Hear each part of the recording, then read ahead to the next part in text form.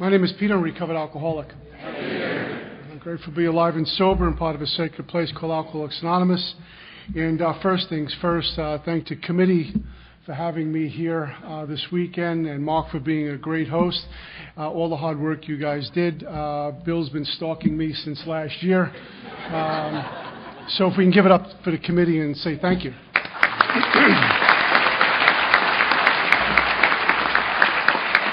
Grateful to be here and get to share with you my experience and hope on what it was like living life on self-will, what happened, the spiritual transformation, how I'm trying to be today. I get excited to get out on these invitations, having a life of invitation, to share with you about this power called God and how it has recreated and resurrected me in the sacred rooms of Alcoholics Anonymous. And I get to do that for fun and for free, and I suit up and show up on these invitations. I do have a life of service. My whole life is one of service. And I remember the old timers told me as high as we can go in Alcoholics Anonymous is one of servant. So I'm gladly here tonight to share with you, and I get a little excited when we get to share our stories with each other. And we have great speakers this weekend. We had Miss Soon and a young lady who knocked it out of the park, and Paul and Roger. And I'll apologize for Roger now before he even gets up here. But it's going to be a lot of fun. June 23rd, 1988 was my separation from alcohol, and I am a recovered alcoholic, and I say that because I am, and anything less than that would be falsely humble. I don't say that to separate myself from anyone in this room because I need you more than you need me. I don't say that to be special or unique. It's just the first promise in the big book, Alcoholics Anonymous, and hopefully I can bear witness to that promise and carry a message of integrity along the way. And I get to experience being recovered from a seemingly hopeless state of mind and body and not suffering from untreated alcohols, even though I'm not drinking, walking around in the rooms of Alcoholics Anonymous for 28 years plus sober. So this power called God took me into Alcoholics Anonymous, and I get to serve today. And serving is a piece that keeps me sober, but it's because I'm sober that I'm able to do service. It's the power called God that keeps me sober. It's the power called God that brings me to you on June 23rd, 1988. And I can't tell you how grateful I am, because on June 23rd, 1988, my separation from alcohol, I didn't come into AA and decide to quit or put the plug in the jug or decide to go to treatment, or maybe I'll try AA once more. I had tried AA, but I was drunk. I heard it works better when you're sober. I remember coming into an AA meeting basically blind, drunk, raising my hand and cursing out the speaker, and wanted a speaking invitation when I was done. And the only thing people in AA said was keep coming back. But June 23rd, 1988, I had no plans of quitting. June 23rd, 1988, I was living in the back of a hallway. I tried AA. I'd been through 6 treatment centers. And I was homeless on the streets of New York. It was an area called Alphabet City. And back in the day, it was a sordid spot. And you were really unfortunate if you lived in one of the projects there.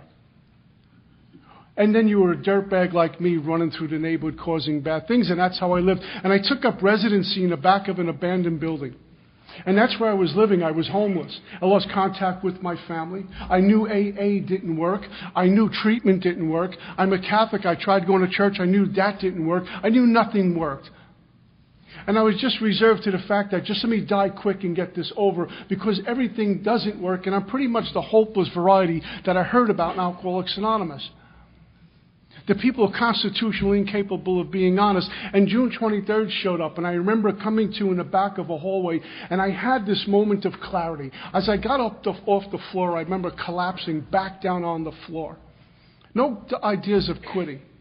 No ideas of coming into AA. But I share this because what God does for folks like us is cut right through the noise.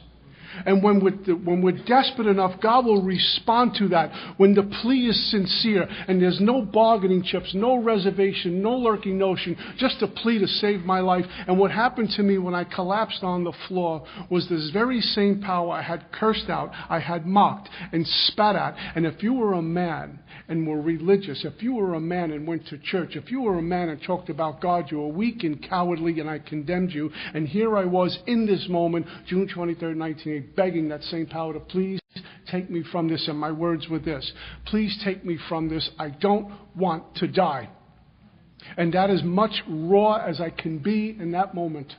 There were no bargaining chips. I was a homeless bum, literally a homeless bum. I just didn't want to die. I wasn't trying to get sober for the relationship, for the job, my reputation, to make some money. Nothing. I just don't want to die. And that's as honest as I might be for the rest of my life until God calls me home. And then something indescribably wonderful happened to me, which will happen to us while we're drinking, coming in here, and it'll happen to us while we're sober, when we're running around Alcoholics Anonymous untreated. I made a plea to God, take me from this, I don't want to die. And what I heard in my left ear, this whisper, this thunder of silence, it was kind of like that, cut through everything, was the following: enough, I have other work for you to do. It was as if someone leaned over in my ear and whispered. And I was petrified by this event. Because people in Alcoholics Anonymous and people in treatment centers told me, Peter, you're going to drink yourself into wet brain. And before you get to wet brain, you're going to start to hear things and see things and have delusions and illusions about a lot of things in life. And when I heard this voice in this year, I says, oh my God, I bought the farm. This is exactly what they were talking about. I'm completely out of my mind. Here's the good news. When I heard that voice, I was completely out of my mind. And I pray that this mind never returns. And I pray everyone in this room that you leave your mind in this room and you go home without it and it never returns again.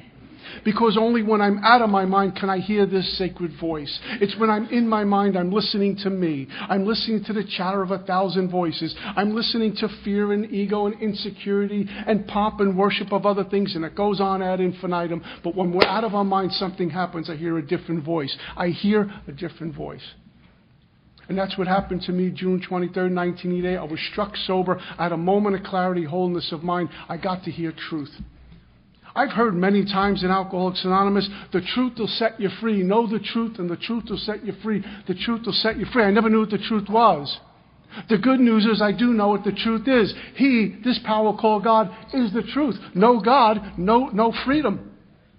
And sometimes it comes in the worst moment of our life. On June 23rd, 1988, I was given my GOD, a gift of desperation. It was a gift from God. I didn't feel that way. It felt very painful, June 23rd, 1988, but I've come to find out that because it's painful, it doesn't mean it's bad. I would get painful things happen to me thinking God's sending me the trials of Job for God's sake. But what God was doing was cutting away everything and bringing me to the edge of a cliff. And I begged God for help, and He placed me in my 7 treatment center. And I'm here with you tonight. Talk about the age of miracles still with us. I will not apologize for this power called God or this big book. In fact, in AA, we ought to be a pep rally for the power of God and shout the good news for the sick and suffering walking the door who can't find their way home. And they make it to us, and we offer something. We transmit what was freely given to us. It's called a message in Alcoholics Anonymous, where we get reborn and resurrected in the sacred rooms. How's that for Alcoholics Anonymous and God? I'm so grateful I was here for it. To tell you in a general way what it was like, what happened, and how I'm trying to be today. I picked up my first drink. I was about 14 years old. I grew up in a town called Brooklyn, New York, area called Bensonhurst, Brooklyn, New York, where we turned how it works into how you doing. Paul knows the area. The only requirement for membership there is a pinky ring, sunglasses, and gold jewelry. And I remember I was about 14 years old, and I was hanging out on the corner. I loved hanging out with older men, men who were worldly and knowledgeable. They were like 16 and 17. And we were hanging out on the corner this one night, and they were drinking Colt 45 beer. I was very reluctant to drink with them. I had a guy at home who was cunning, baffling, and powerful. I called him Dad. This was the alpha male, the Tony Soprano, the guy. In fact, my dad made Tony Soprano look like Tinkerbell. That's a whole other story. This was a man's man. And he would look at you right in the eye, and if you blinked, you were lying. I was blinking all the time. I was just so afraid of this man. He gave me very stern warnings about not drinking with those bums on the corner. So I didn't until this one Saturday night rolled around, and they were drinking Colt 45 beer. I was driven by 100 forms of fear back then. I was insecure, fear-based. I look back on my life. I was walking around with one ear clogged and one eye closed and trying to make decisions based on living in the dark. Trying to make decisions with perceptions that were diluted. having opinions with no experience, and I was just trying to figure out my way as went along. And here I was this one Saturday night, my friends are drinking Colt 45 beer. I was completely lost because about 6 months earlier, my mom was one of us. Her name was Josephine. My mom drank herself to a place of committing suicide when I was 14 after many attempts. It was very challenging growing up with a mom who was always in an emergency room or some psych ward. And she was drinking and taking Valium, and I remember her sitting with me telling me how much she wanted to die. Would I be able to take care of my younger brothers and my dad? And I'm all but 8. And in January 1974, I woke up to sheer terror. It was the first time I ever heard my dad cry, and he was on a 911 call to the police saying, I think my wife is dead. And I remember being frozen with fear. Between ages 8 and 10, I had a distant relative who was sexually abusing me. My mom commits suicide. I got this guy at home called Dad who's larger than life. And that's not what makes me alcoholic. That's just my circumstances. But I was walking around with a lot of stuff on the inside. And it wasn't like nowadays where you could sit down and go to therapy, go on Dr. Phil and tell everyone you know. You just sucked it up. But that doesn't mean I was well. And I was looking through the world through very hurtful and painful eyes, and I was hearing that way also. So when the quart went around the second time, I put my hand in there and I took a few pops off the quart, and nothing happened. It was sudsy. And I took a few more pops and a few more pops and a few more, and then something indescribably wonderful happened to me. Bill says it best. I had arrived. And little by slowly, as I'm drinking Colt 45 beer, I arrived. I had air back in my lungs again. I was present to the moment. I can talk to the girls, roughhouse with the guys. By midnight, I was Al Pacino. This was a beautiful thing.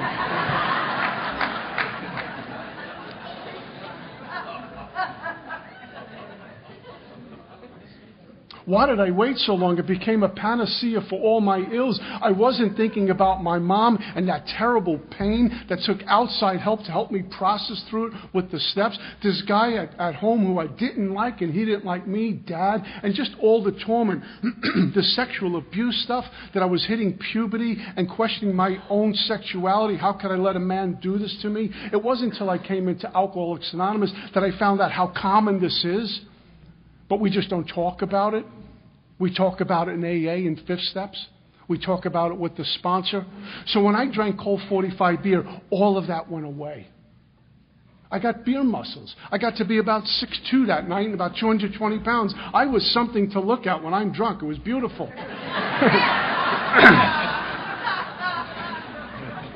What are you laughing for? No consequences either, my first drunk. I went home that night, got up the next morning. I went down to the park to play ball with the older guys, and I had my stripes. I had my passage into manhood. I had a little drunk story. It was a wonderful thing, and I couldn't wait for the following Saturday to roll around to get lit up again, to capture that elusive feeling. Here's the problem. I think of a 14-year-old now who needs a drink to get through the day. I think of a 14-year-old man or woman, a young boy or girl right now who's had sexual abuse or parents commit suicide and needs a drink to get through the week and has that kind of trauma and nowhere to process of it. Something's radically wrong with that picture. And there I was at 14. I was already lost. Bassoon talked about it last night. Just lost. The young lady talked about it this afternoon. Just lost. I was 14 without a clue, and no one gave me a manual. That's just the way it was. But when I drank, everything was okay. I'm going to be okay. There was no more pain. I was present to the moment. It was electrifying. I had arrived. And my drinking, little by slowly, started to assume more serious proportions. It went from Saturday to Friday and Saturday, to Friday, Saturday, and Sunday. And little by slowly, I'm drinking during the week, and I start to experience consequences because of my drinking. See, our big book says years of living with an alcoholic will make any child or wife neurotic. The whole family has become ill. And little by slowly, my two brothers and my dad are not alcoholic, but they start to experience alcoholism because I was infecting them. I can never step up to the plate here and say all I do is not drink and go to meetings and that is it, period. Because that would be really selfish of me and pretty arrogant of me to think that that's the remedy, just not drinking. What about the people I leveled on the way in here? Not only my family, but anyone who came in contact with me. If you were in breathing distance of me, you were hurt by me. And not because I'm so powerful, but alcoholism infects people. It destroys people.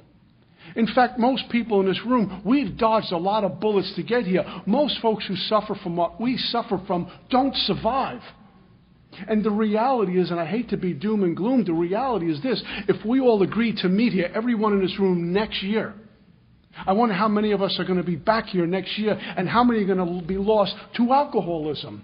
I have a daily reprieve that hinges on my connection with God.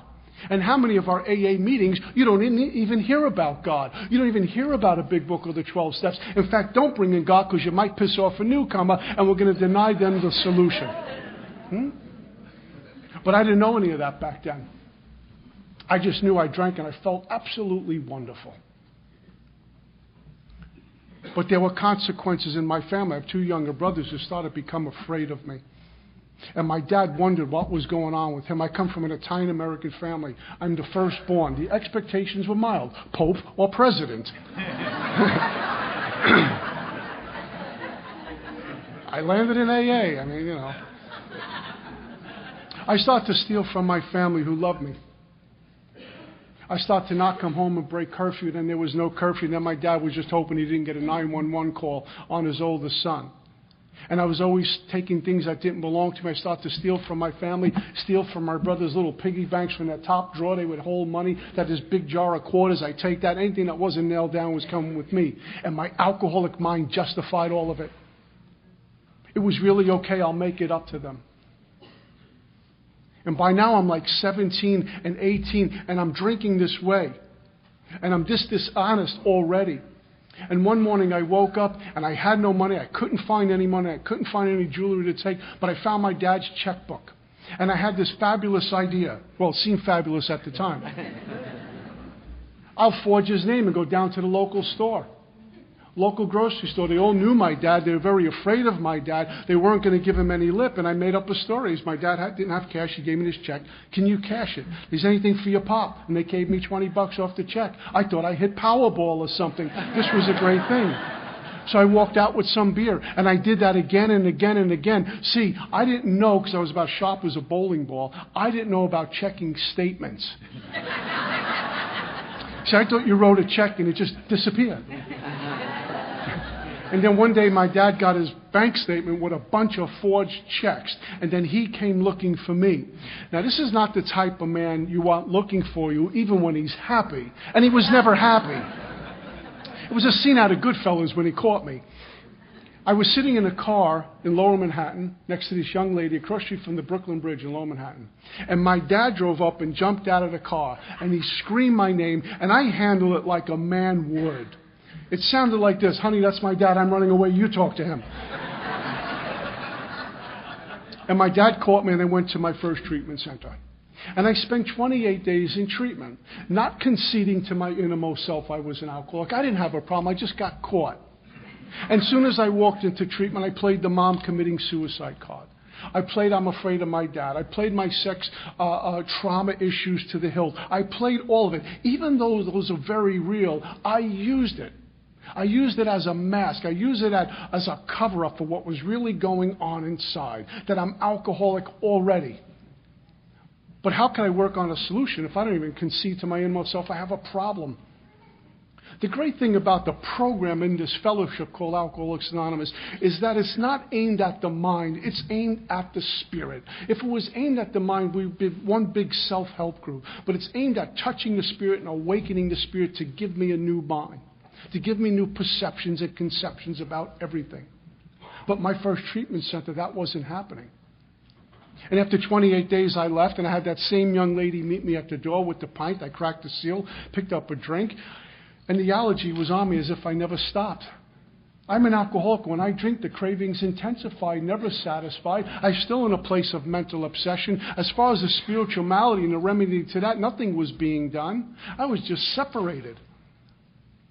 I have found out the hard way in Alcoholics Anonymous, especially my first 6 months in here, that I can be separated from alcohol and other mood or mind-altering substances and still be as loony as I was when I was using. In fact, my truth is this: I'm more dangerous sober without spiritual muscles than when I'm drunk. When I'm drunk, I'm predictable. Eventually, I'm going to start to cry, and when you feel bad for me, I'm going to hit you up for money, and then I'll pass out. It's when I come to, I'm probably going to rob your house. I'm probably going to steal from you. I'm going to do bad things. I don't have a good reaction to just being abstinent. I learned that my first 6 months in AA, where my illness went underground and resurfaced in other areas. Sex sprees, food sprees, money sprees, fear sprees, thinking sprees. I was always thinking. By the way, how many folks drove here alone in the car tonight? Show of hands. Anyone driving? Okay. You're not telling me the truth. I'm going to tell you why. If you think about the ride over here alone in your car, how many people were in your head talking to you at the same time? How many arguments did you get into before you walked in here? I can't believe they didn't ask me to speak. I'm spiritual. While you're driving? Hoping to meet the future Mr. or Mrs. X at the conference. Thinking about what happened to me in the 3rd grade, what's going to happen to me when I'm rich. And they go, I'm too tall, I'm too short, I'm too fat, I'm too thin, we should, all over ourselves. We argue with each other. And then we walk into the AA conference and go, Joe, how you doing? I'm wonderful, absolutely. Start oming in the corner, right? Well, here's the bad news. When you go back to your car, there's 45 people in the back seat waiting for you. Oh, baby, we're doing a lot of thinking. I remember my sponsor, Mark, when he was alive, he says, never be nervous about doing one of these things, because the people, most of us are listening with one ear and thinking about what we're going to say with the other ear. So no one's paying attention anyway.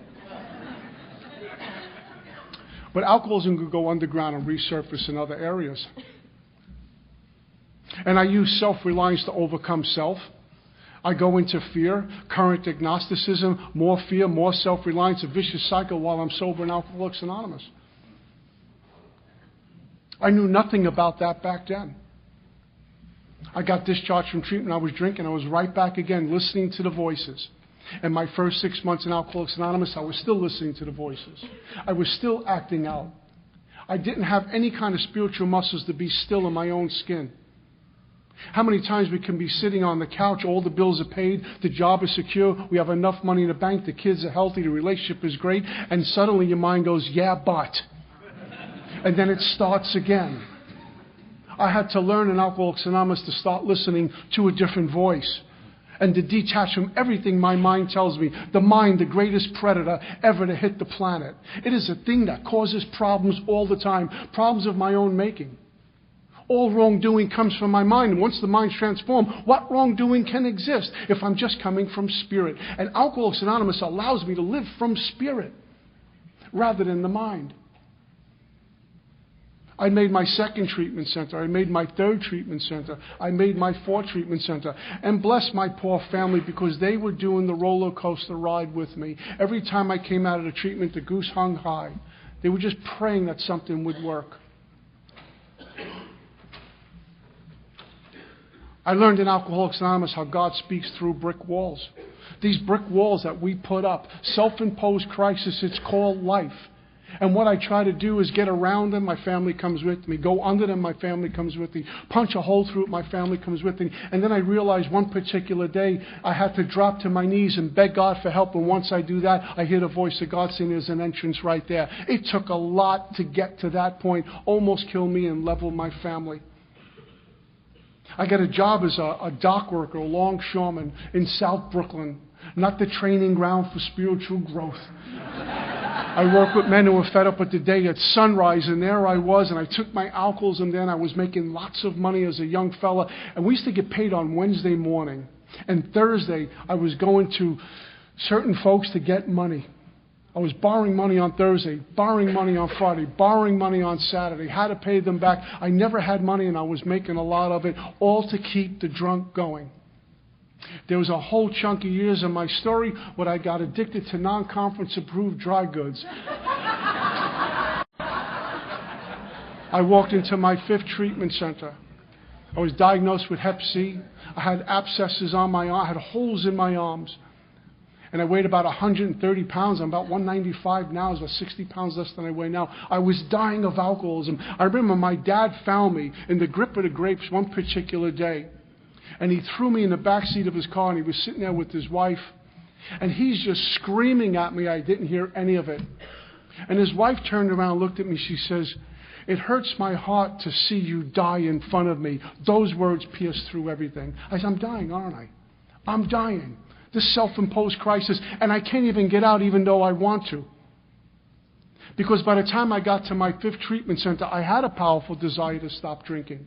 I didn't know the big book says that a powerful desire to stop drinking is of absolutely no avail. It'll bring me to AA, it'll bring me to treatment, it'll bring me to your door and say, "Bill, can you sponsor me?" But I need something for the long distance, and that has to be God. I got fired as a longshoreman. This job was probably the 2nd most powerful union in the nation at one time. You cannot get fired from this job. You cannot get fired from this job. I got fired from that job because of my shenanigans. And I remember my dad showing up like the cavalry one particular day. Guys, if it wasn't for the courage, strength, and direction that my God gave my dad, you'd have a different speaker here tonight. But he showed up like the cavalry, and he says, if you do the right thing, if you do everything those people tell you, I'll see what I can do about getting your job back. Now, I had been through my 5th treatment center by now, and I spent 9 weeks in my 5th treatment center. So I knew treatment. I knew how to do treatment. I knew I was alcoholic. I knew I couldn't stop drinking. I don't know how much I wanted to stay stopped, but here I was in a terrible dilemma. And I will go into this 5th treatment center, and I'm up there for 9 weeks. Now, back in the day, it was a 28-day and you're out. What they had to do with me, the clinicians and the doctors, they had to write up basically bogus psych issues. So the insurance company would pay to keep me there longer because they said if you leave after 28 days, you're going to die. And so they put me in this thing called a flight deck, and I was up there for 9 weeks. And they take me over for AA meetings when H&I would come in. And approaching 9 weeks, I start to feel better, look healthier. I wasn't even thinking about drinking. I'm thinking, I'm good to go. That was one bad dream. It's really going to be okay. And I was discharged on a Saturday morning after 9 weeks of being in my 5th treatment center. As soon as I hit the fresh air, alcoholism was on me as if it never left. I was thinking again. I had anxiety again. My stomach was upside down again. I had chatter of 1,000 voices. I couldn't pay attention. I lost my appetite. I was vibrating on the inside, and I experienced white-knuckle sobriety for 2 days. I couldn't take it. My mind kept telling me just one little drinky poo and your stomach will settle down and the anxiety will go away and you can be okay. Just get one drink in you. I promise you. I promise you. It's me, your alcoholism. Don't worry. Just one drink. Just one drink. We're going to be okay. Don't even drink hard liquor. Just get a beer. We're going to be okay. I wrestled with that for 2 days. I couldn't take it. On Monday, I was in front of the liquor store waiting for the liquor store owner to get there. He rolled up the fence. I put my money under the glass partition. Give me a pint of Mr. Boston. I cracked the seal, I ran outside, and I got the liquor down as fast as possible to capture that elusive feeling so I can breathe.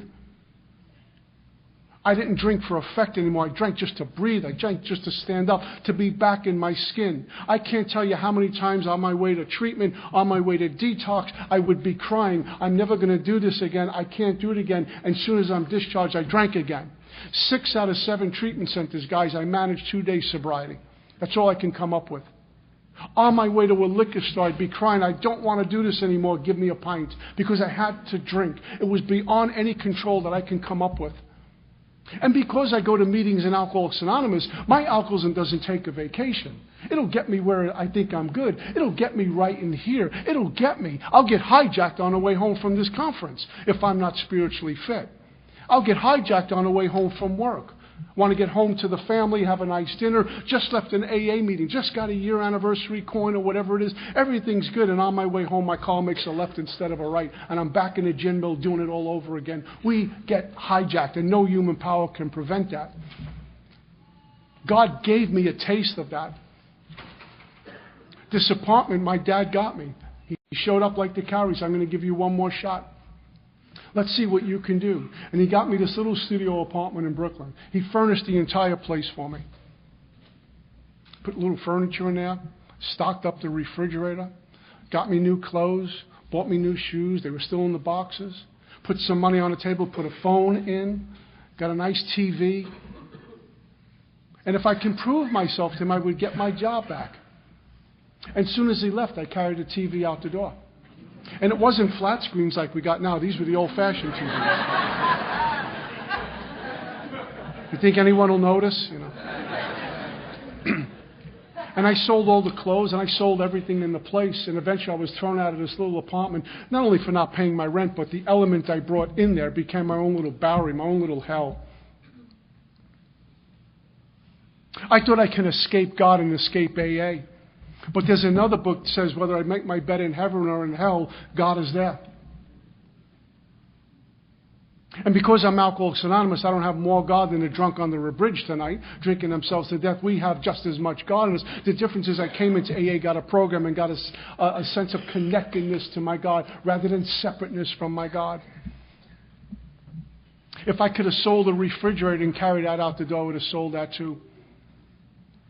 This little studio apartment was hell. I had filthy laundry all over the place because I wasn't washing clothes and I had stopped bathing.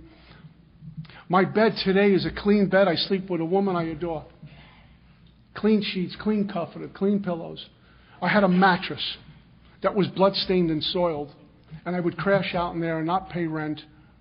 I had Mr. Boston Blackberry brandy bottles all over the place. This is not for shock. This is where my alcoholism took me to, where God had to bring me to the edge of a cliff to have my nails dug in to get my attention, because a day shy or a day later, you have a different speaker here. But God will go to any lengths to have a relationship with any one of us. He's still pursuing us tonight as we sit here.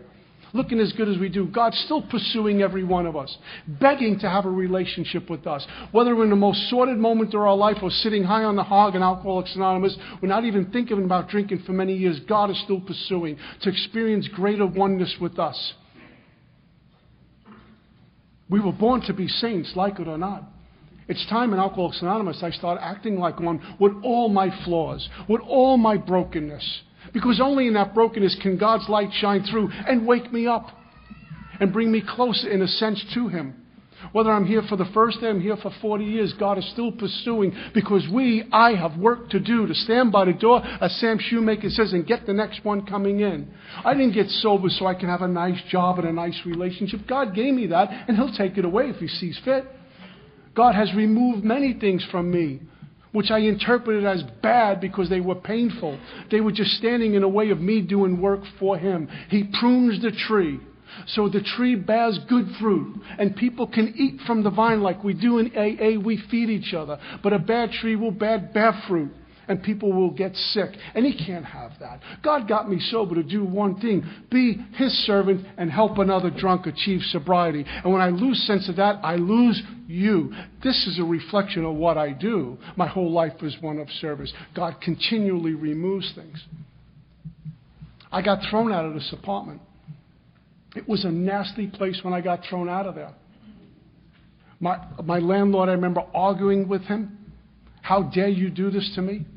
The place reeked. I reeked even more. It was disgusting. It was filthy. And I couldn't get my job back. My family locked all doors. Even my grandparents said, you can't come here anymore. And I began this thing called homelessness with a huge alcohol problem.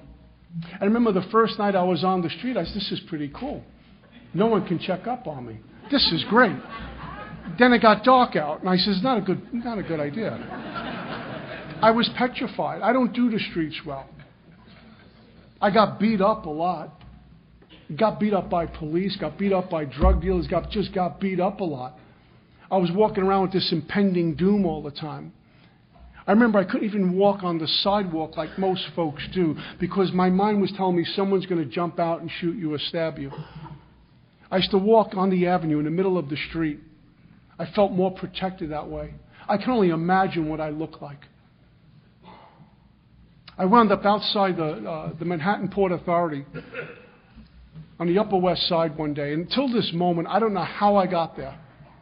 And I don't know what happened to me afterwards, but God gave me truth for a moment. God interrupted this whole mess for me and served me truth. I was blind drunk and God got me instantly sober. And what I did in this moment was as if my life passed before my eyes. I thought of my mom, thought of my brothers, thought of my dad, this whole life, and I realized what I had turned into. I'm literally a bum in the street.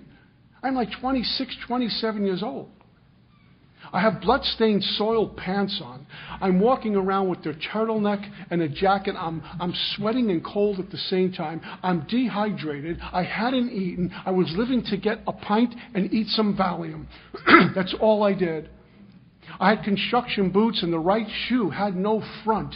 And I'm expecting just to blend in looking like this.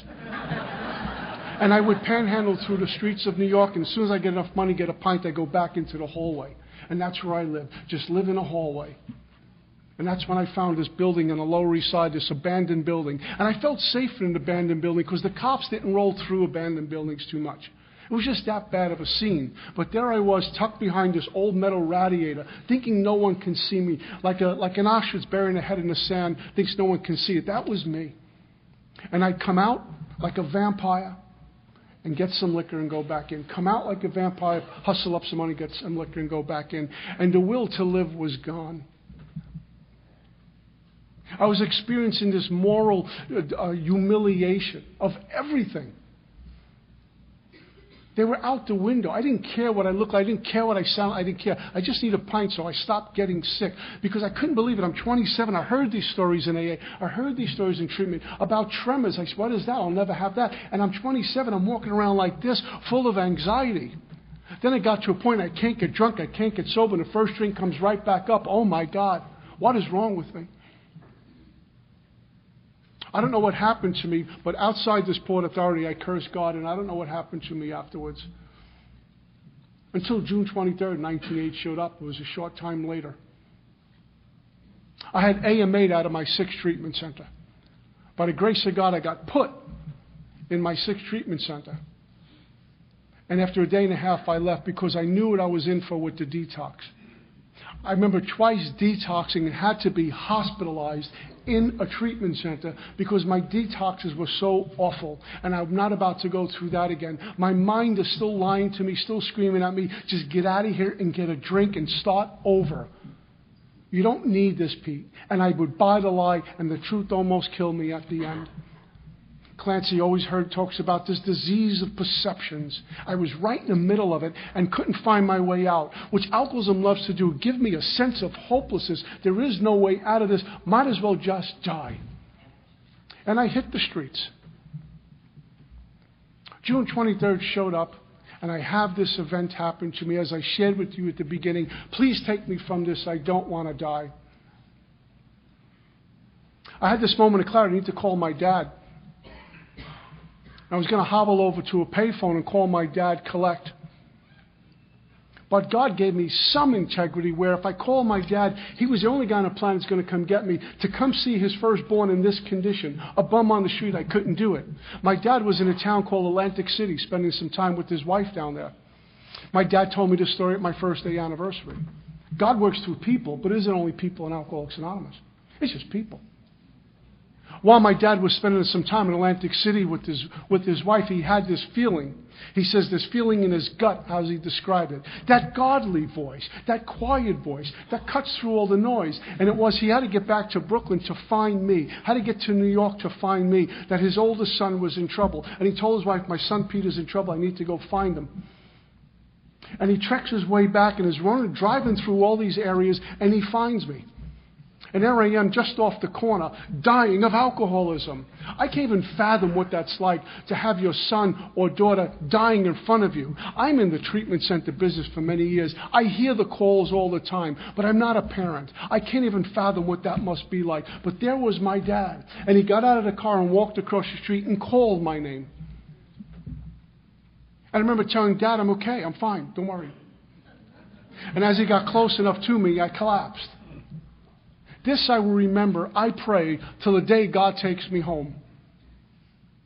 Because it was a sordid moment for both of us. It was an incredibly painful moment for both of us. How dark it is before the dawn. Because what God did was lift us both up and plant us in new soil. I questioned my life as a young man and as a son to my dad. And I know my dad was questioning his role as a parent and as a man. What was missing? What were we doing wrong? We missed the boat. We never got along. We never even looked at each other. It was kind of these passing ships in the night. And here we were in the worst moment, and I collapsed in my dad's arms, and I remember my dad holding me up, and what this mantra saying over and over and over again, I'm not going to lose my son to this. I'm not going to lose my son to this. I'm not going to lose my son. I don't know who he was talking to, but I got a pretty good idea. See, we can pray a lot.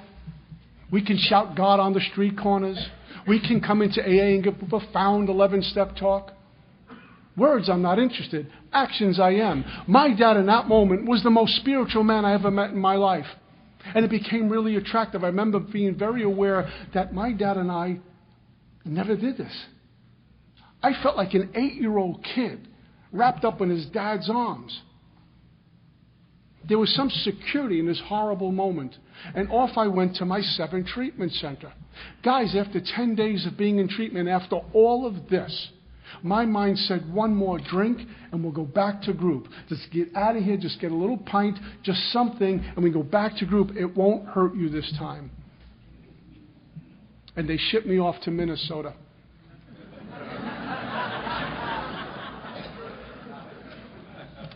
I remember sitting with one of the counselors up there, and I says, I couldn't believe I was saying this. I want a drink. I need a drink. I would never tell you I want a drink because you just might stop me from drinking. I can't do that. I said, I want a drink. I need a drink. I want a drink. I need a drink. They said, hold on. They shipped me off to a place in Minnesota. I wound up living out there for almost a whole year, and I was brought to a meeting called the Three Legacies meeting. Friday night meeting, probably as big as this group tonight. The greeters were at the door with shirt and tie. Women had suits on. The speakers were dressed in suits. Everyone looked wonderful, pristine, impeccable. And I wanted what they had to offer. Not like some meetings we go to today where the speakers look like they're going to commit a felony as soon as the talk is over.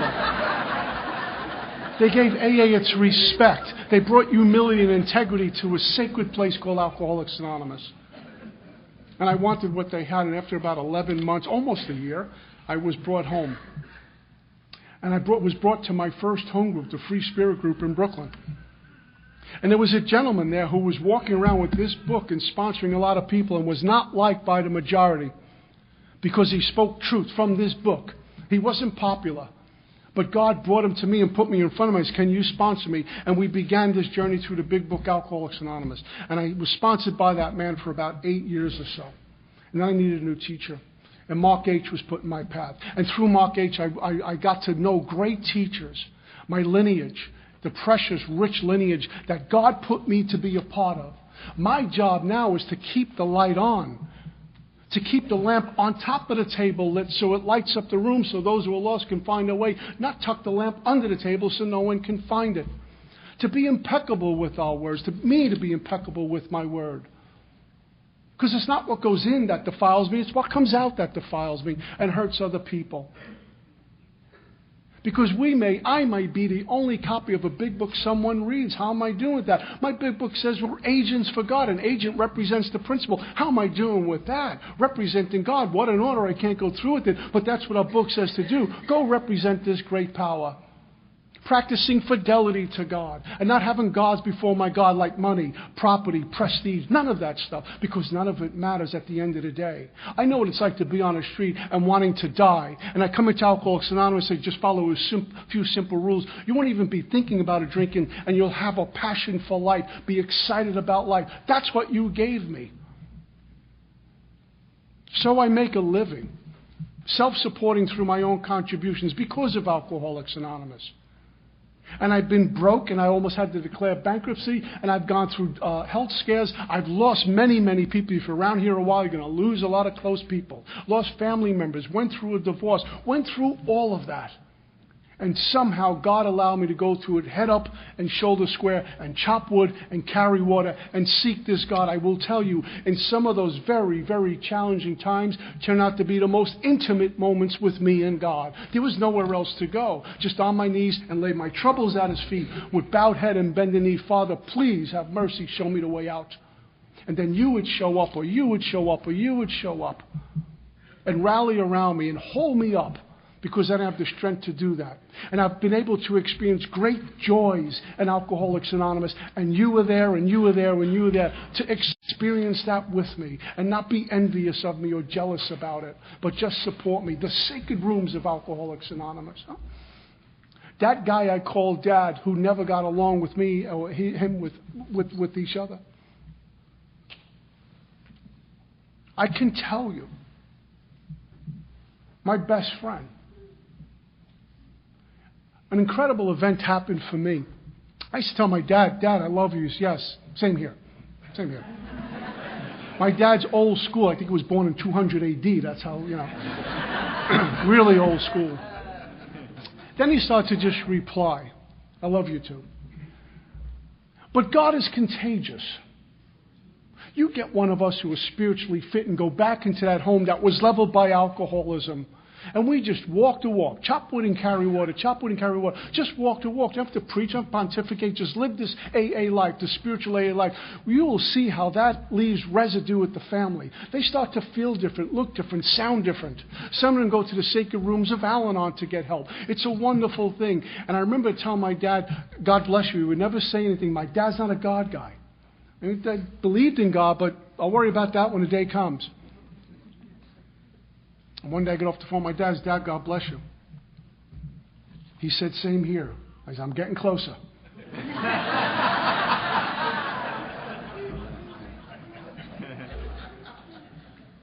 I got this really neat business thing that happened to me. Just partnered up with some folks. I'm finally my own boss. My dad was just thrilled for me because he knows how hard I worked in the business I'm in for so many years. I have no college education. I just scratched and clawed, and God gave me some gifts. A lot of things I can't do well. There's a few things God gave me.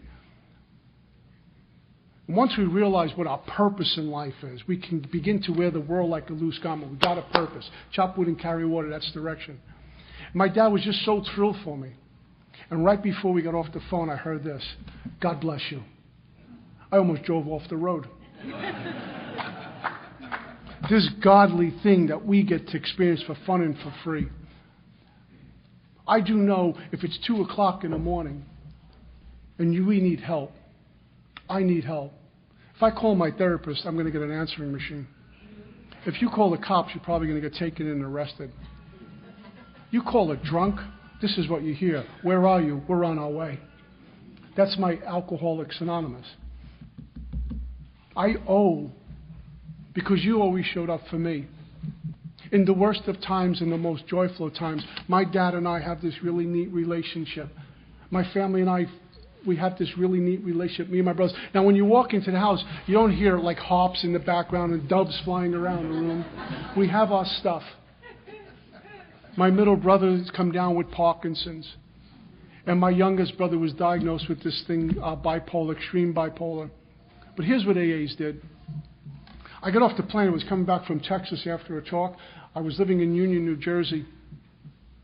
My dad calls me a bit frantic. He says, your brother's here.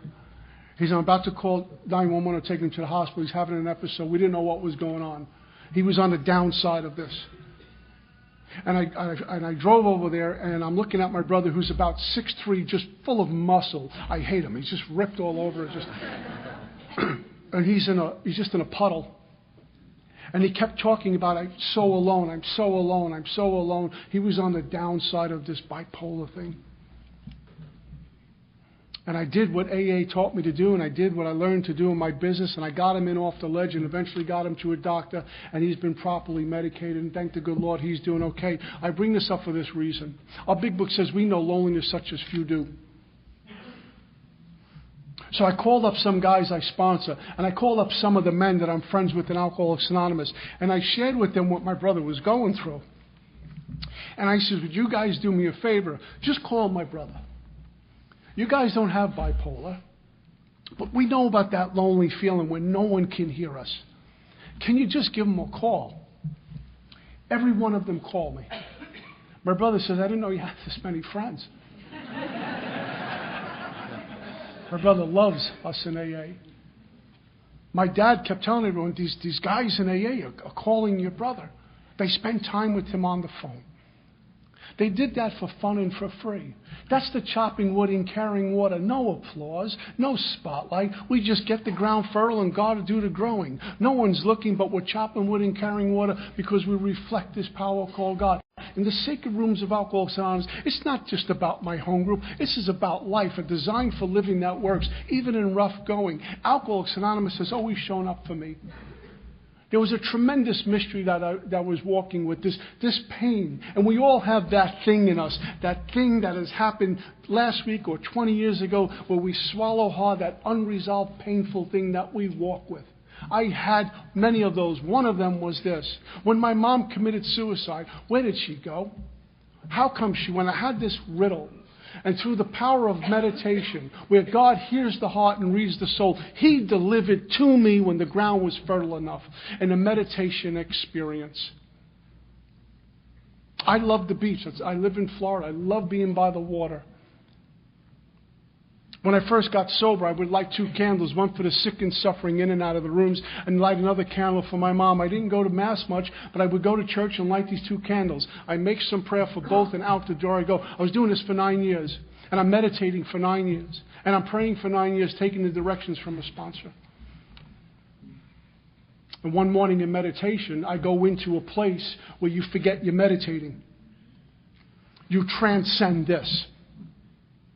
And God said, now the ground's fertile. And in this meditation, I'm sitting on this beach. And off on the horizon walks the carpenter, my God, towards me.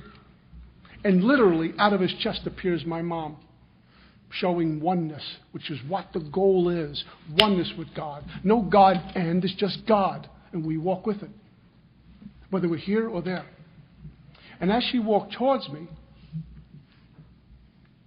she kneeled down. I became this little 8-year-old boy, and she gave me this hug. I remember being on a blind drunk and cursing God out. I says, if you send my mom down and let her give me a hug, you rip me off, I'll quit drinking. It took 9 years of meditation. My mom walks towards me, kneels down. I'm this little 8-year-old boy, and Mom gives me this big hug in meditation. Guys, you know when you're 8, 9, and 10, and Mama gives you a hug, it's a great place. The world's a great place to be. Safe. I stood up and I became an adult, and my mom held on to me once more in this meditation. My God put his arm around my shoulder. I've shared this from a million podiums. And eyeball to eyeball we were, no words were spoken. And what he said to me was, she's okay, she's with me. Bliss is putting it mild.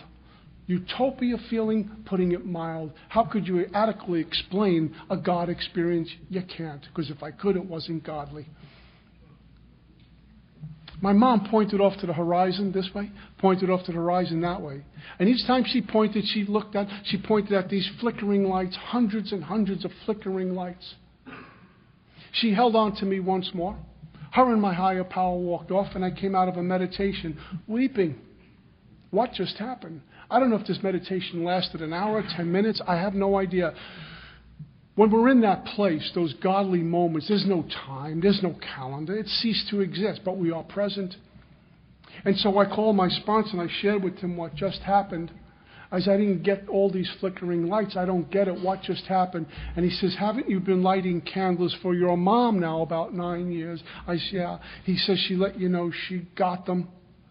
And I realized at that moment, knowing that I'm known by my Creator, what a tremendous gift that my God walks with me. My God hears the heart, hears your heart. Our God is trying to pursue us and have a oneness relationship with us, and He delivered it to me in a meditation when I wasn't expecting it. How God shows up. Sometimes quickly, sometimes slowly, but when God shows up and it's profound.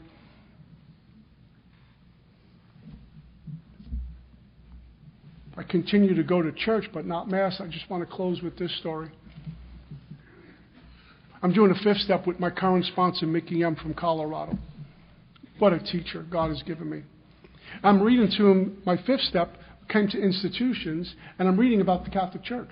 Very matter of fact, about some of the problems in my church, some of the things we all read in the headlines. And it's very matter of fact that my sponsor said, whoa, hold on, back up. How long has this resentment been going on? And since when have you gotten bigger than AA that you can walk around with a resentment like this, the number one offender? Well, he gave me some instructions about amends because I've been slandering and saying bad things about it. Bit of a hypocrite. Always praying to God, but some problems with this institution and generalizing everything. You need to make amends, which comes out of a fifth step. So in the church, we have something called confession. I walked in there one day, I sat down, and I spoke to the pastor. He says, I'm a member of Alcoholics Anonymous, and here's why I'm here. And I told him what I was doing. I said, Father, what can I do to make it right? He said, can you come to Mass tomorrow? He gave me absolution. Sure. High Mass, 10:30 Sunday morning. I'm walking in, the bells are going off, and I begin to weep because I was home. I've been going every Sunday since, if I'm not on the road. And sometimes when I'm on the road, I'll find a local church because that's important to me, along with not instead of. When I got home, I got free of that resentment. I got free of all of it. I get to serve communion in my church and read Scripture when I'm asked, on the altar. Talk about a complete transformation from the inside out. We talk about the grace of God in Alcoholics Anonymous, the difference between having the grace of God and experience that power which gives us grace. We talk about the grace of God, the grace of God, the grace of God, but for the grace of God in Alcoholics Anonymous. And some of us will get up at 5 o'clock in the morning to get to do a talk at 6 o'clock in the morning on the other side of the state because there's a whole bunch of people going to be there and they asked me to speak. So we make a road trip. That's a beautiful thing. But to go to our religious communities once a week for 1 hour to tell our Heavenly Father, whatever we come from, thank you for this life. I got too busy. How many of us are too busy to do that? Well, AA is my church. Well, God bless you. But what if you took care of me day after day after day, brought me food, brought me sobriety, brought me clothes, brought me integrity, brought me humility, just kept taking care of me regardless of the weather, no matter how much I hollered at you, you kept showing up and gave me all of this stuff every single day, literally breathed life into me. And no matter what I said or how I sounded or what I looked like on the way out the door, you said, I love you. And after about a year or two of this, you said, can you come to my house? I'm having a birthday party. Would you come to my house for 1 hour? I want you to meet some of my friends. And I said, I can't. I'm too busy. And another year goes by and I said, will you come to my house? And every day you're serving me, giving me this wonderful life. But I can't go to your house for 1 hour. And I realized this God, I can't visit his house for 1 hour a week. What a hypocrite I was. I don't live like that anymore. Because on Sundays, I visit my dad's house, my father's house. And if I'm on the road, I'll do it another time. All because of the sacred rooms called Alcoholics Anonymous. You've put my family back together. You've given me this life. I pray to be teachable and pass this message on with the same love and gratitude that you freely give it to me every time I walk in the door. That's all I got. Peace.